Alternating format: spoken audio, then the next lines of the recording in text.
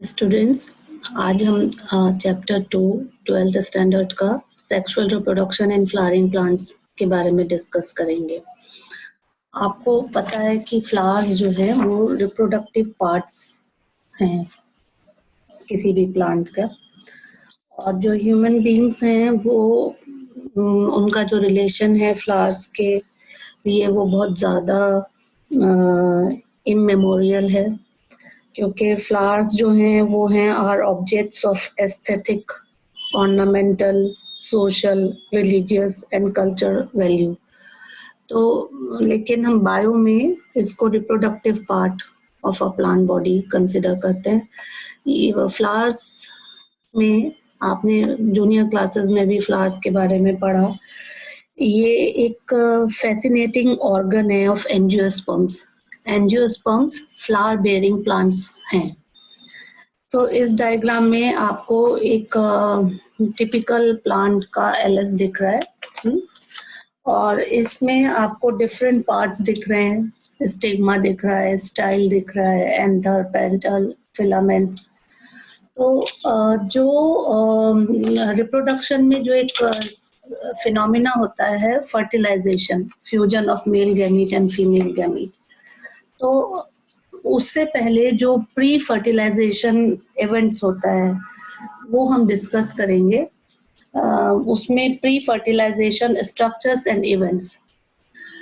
तो जो sexual reproduction है उसमें फ्लावर एक इम्पॉर्टेंट रोल प्ले करता है, क्योंकि इसके अंदर मेल और फीमेल रिप्रोडक्टिव पार्ट दोनों भी हो सकते हैं, या सिर्फ मेल रिप्रोडक्टिव पार्ट हो सकता है या फीमेल रिप्रोडक्टिव पार्ट्स हो सकता है। तो several hormonal and structural changes initiated हो जाती हैं, जो लीड करती हैं differentiation and development of floral primordium. ये जो पार्ट्स हैं इसका डेवलपमेंट को वो इनिशिएट करती हैं। Inflorescence are formed which bear the floral buds and then the flowers. आपने देखा होगा कलियां खिलती हैं, फिर वो फ्लावर बन जाते हैं। और फ्लावर के अंदर, जैसा कि मैंने पहले कहा, कि मेल और फीमेल रिप्रोडक्टिव स्ट्रक्चर्स हो सकते हैं, या खाली मेल फ्लावर भी हो सकता है या फीमेल फ्लावर भी हो सकता है।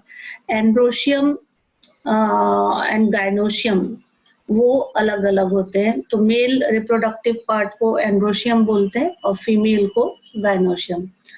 तो यहाँ पर आप स्टेमन का एक पिक्चर देख रहे हो, जिसको माइक्रोस्पोरेंजियम इसमें दिखेगा आपको, और पोलन ग्रेन्स दिखेंगे।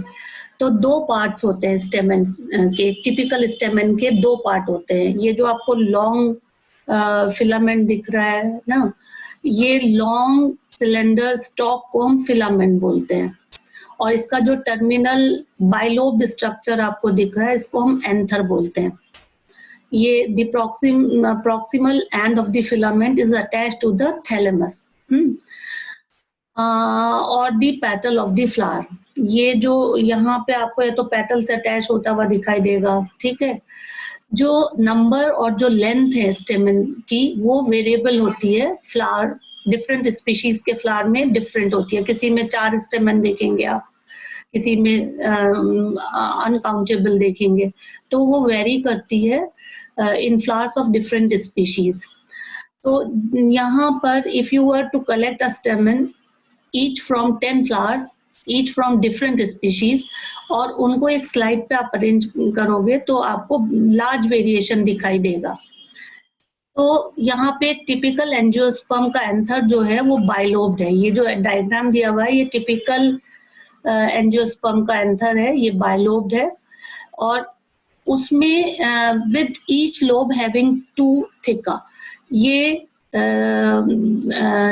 डायथिशियस बोल सकते हैं इसमें। जैसे कि आप इसमें देख रहे हो कि बाइलोब्ड है, और हर लोब में ये 2-2 चैम्बर आपको दिखेंगे, और ये पोलन सेक्स है, और यहाँ पर लाइन ऑफ डेहिसेंस आपको दिखेगी।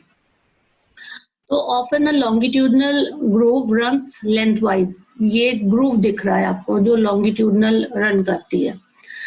तो अगर हम वेरियस टाइप्स ऑफ टिश्यूज के बारे में पढ़ें और उनकी ऑर्गेनाइजेशन के बारे में पढ़ें तो हमें इसका ट्रांसफर सेक्शन देखना पड़ेगा, ठीक ठीक है।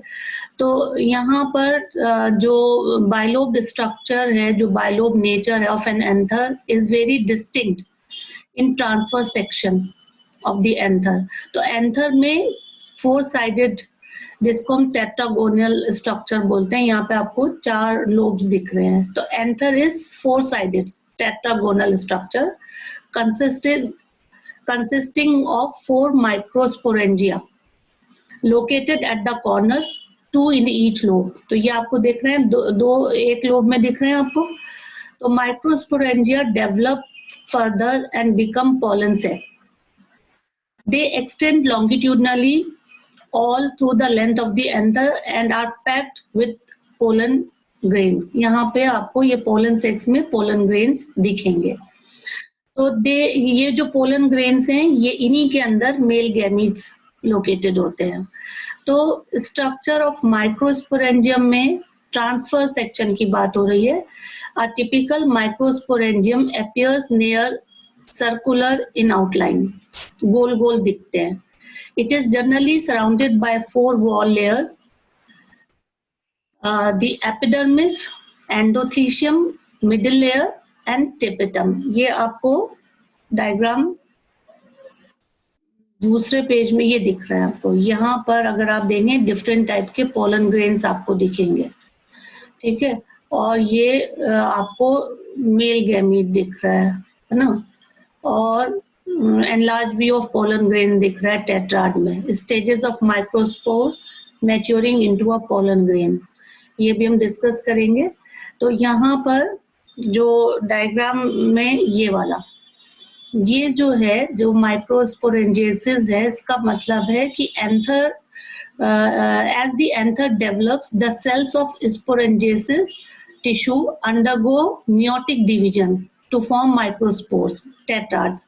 तो क्या होता है कि ये यहाँ पर ये जो है स्ट्रक्चर ऑफ माइक्रोस्पोरेंजियम, तो मैंने बताया क्या क्या होता है।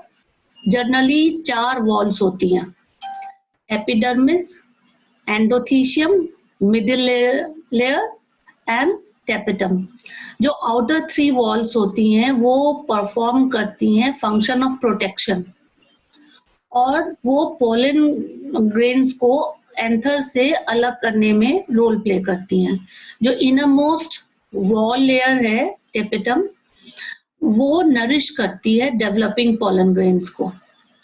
तो मैं रिपीट कर रही हूँ कि 4 वॉल लेयर्स हैं, epidermis, endothecium, middle layers and tapetum. तो जो 3 लेयर है वो प्रोटेक्शन का काम कर रही हैं और पोलन ग्रेन्स को अलग करने का काम कर रही हैं, जबकि जो इनर मोस्ट वॉल है टेपिटम, वो नरिश कर रही है डेवलपिंग पोलन ग्रेन्स को। Cells of tapetum possess dense cytoplasm and generally have more than 1 nucleus. So, when the anther is young, a group of compactly arranged homogeneous cells called sporogenous tissue occupies the center of each microsporangium।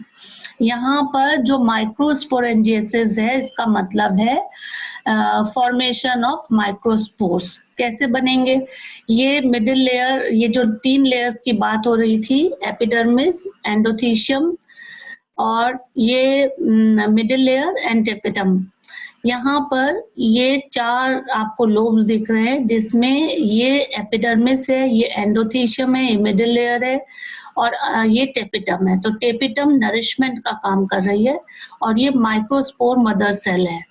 यहाँ पर नीचे जो diagram दिया हुआ है, ये transfer section दिया हुआ है। ये पहला वाला ट्रांसफर सेक्शन है, ए पार्ट।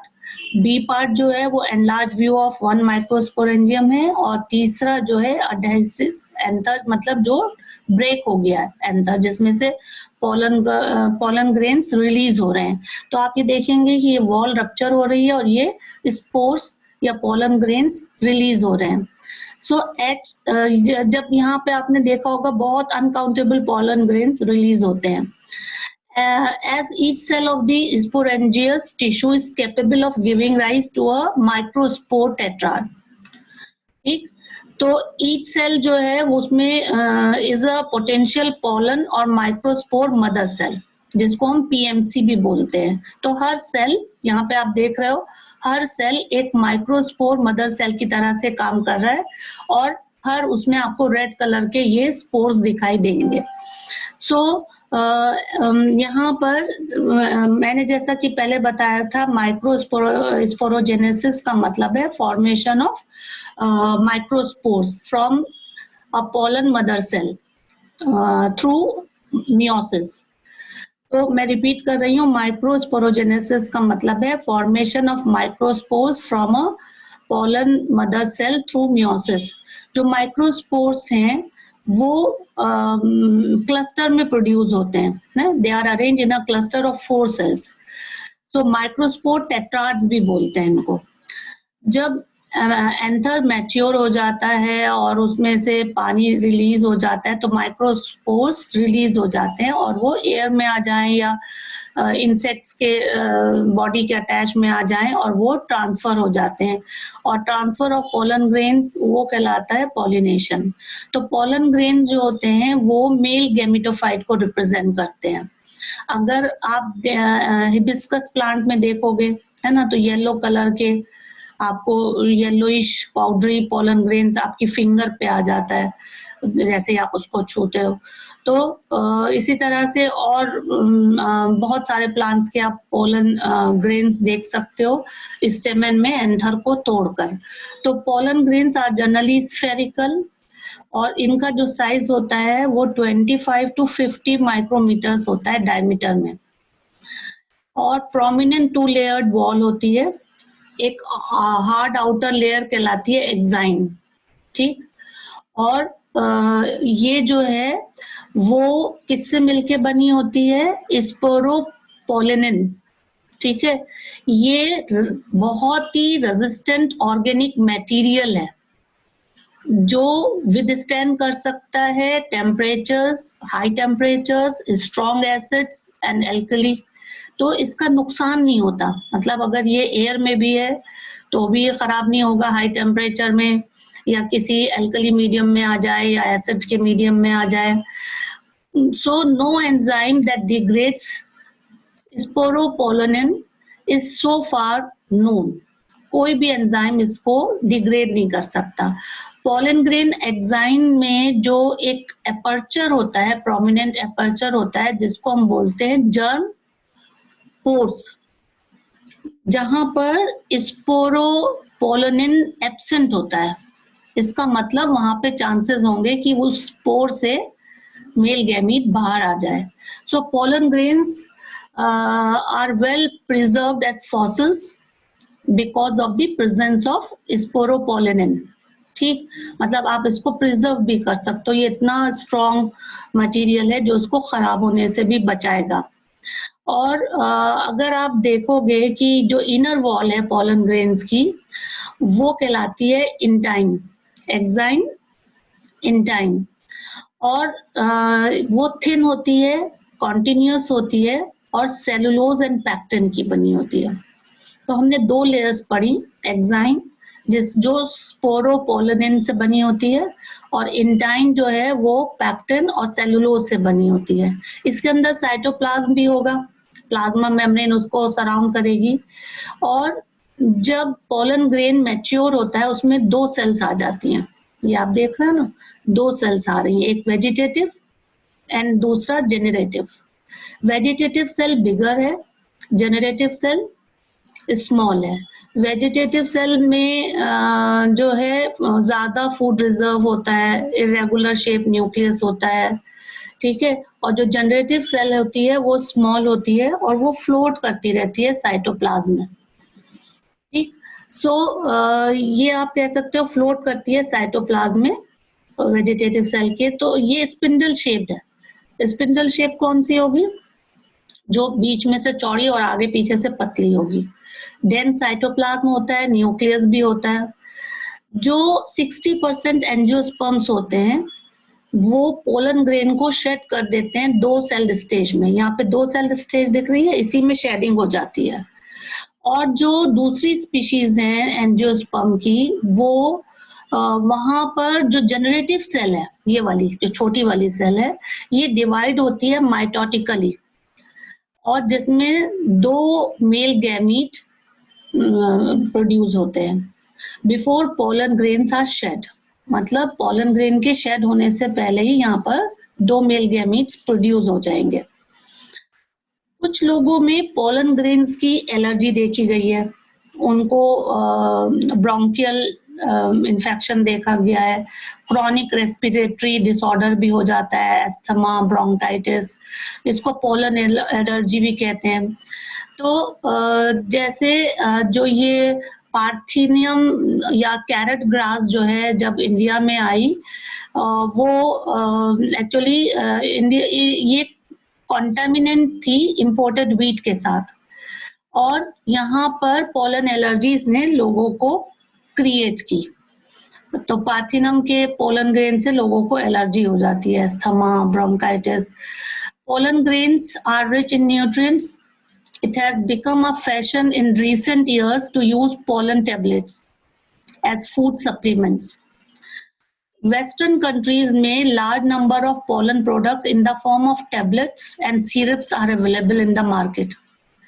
जो pollen consumption है वो कहते हैं कि एथलीट की परफॉर्मेंस को इम्प्रूव कर देता है, जो हॉर्सेस होते हैं, रेस हॉर्सेस, उसकी एबिलिटी को इम्प्रूव कर देता है। और लेकिन when once they shed, pollen grains have to land on the stigma before they lose viability if they have to bring about fertilization. मतलब pollen grain अपनी viability खोने से पहले वो पहले ही लैंड हो जाते हैं स्टिग्मा के ऊपर। तो किस तरह से viability रिटेन करते हैं pollen grains? The period for which pollen grains remain viable is highly variable and to some extent depends on the prevailing temperature and humidity. कुछ cereals में जैसे rice, wheat, जो pollen grain अपनी viability lose कर देते हैं 30 minutes तक, जैसे ही वो release होते हैं 30 minutes में अपनी viability lose कर देते हैं। कुछ फैमिली मेंबर्स में रोजेसी का या लेग्यूमिनोसी का या सोलेनेसी का वो बहुत महीनों तक अपनी वायबिलिटी रिटेन कर सकते हैं। तो ये अब हम इसके दूसरे वाले पार्ट के बारे में बाद में हम शेयर करेंगे। तो